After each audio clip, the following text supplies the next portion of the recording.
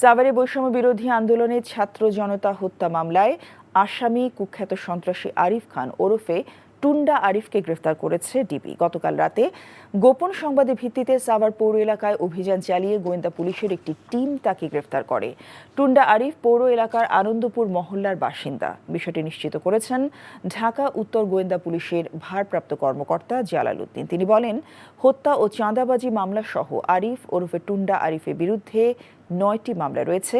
বিগত আওয়ামী লীগ সরকারের আমলে আরিফ সাভার পৌর এলাকার ত্রাস হিসেবে পরিচিত ছিলেন। এর আগে 2021 সালের 4 মার্চ পুলিশ কনস্টেবল মোহাম্মদ রাব্বি হোসেন হত্যা চেষ্টা মামলায় গ্রেফতার হয়েছিলেন আরিফ খান ওরফে টুন্ডা আরিফ।